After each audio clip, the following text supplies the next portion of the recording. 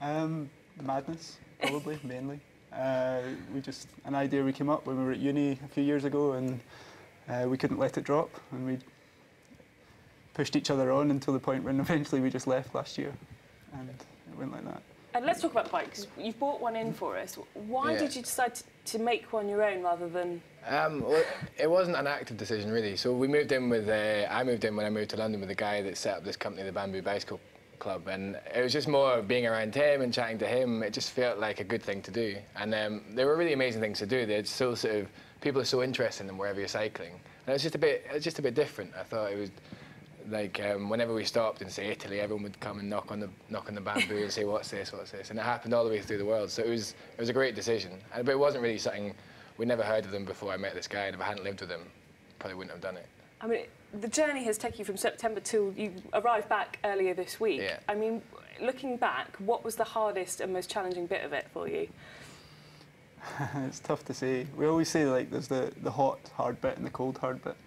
And the hot one was the hardest one for me in India, and we got there during a heat wave.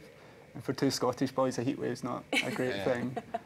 So it was 48 degrees one day, and we both got pretty unwell at one point. And it was at that point that we had to remember kind of why we were doing it. And we were raising money for charity Médecins Sans Frontières, and it was that sort of reason that we kept us going, along with just sort of each other telling the other one to get up and keep moving.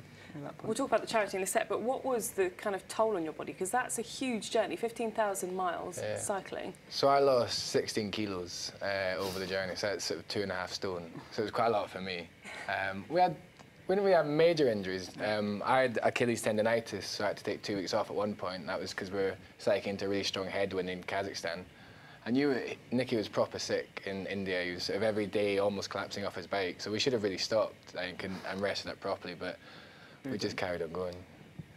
Yeah, essentially. So it was a good thing. Tom's got a good weight loss program for anyone that's looking for one. 15,000 miles cycle to that's Singapore. all you've got to do, yeah. It's quite extreme. And now let's talk about the fact that you're raising money. I assume that your Just Giving page is still open. How much are you hoping to raise in total, or how much you got? So we're looking £10,000. We've got around 6,000 at the moment. So we're going to be doing talks up in Scotland and down in London.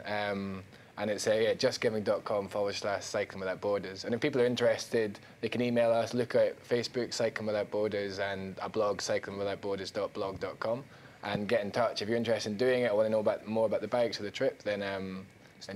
What advice would you give to people who are thinking about doing it? Is it too fresh to say? Don't. I think if you want to do it, you have to just leave. Yeah, just go. Just go. Yeah. Fantastic. Well, Tom and Nicky, thank you so much for joining us.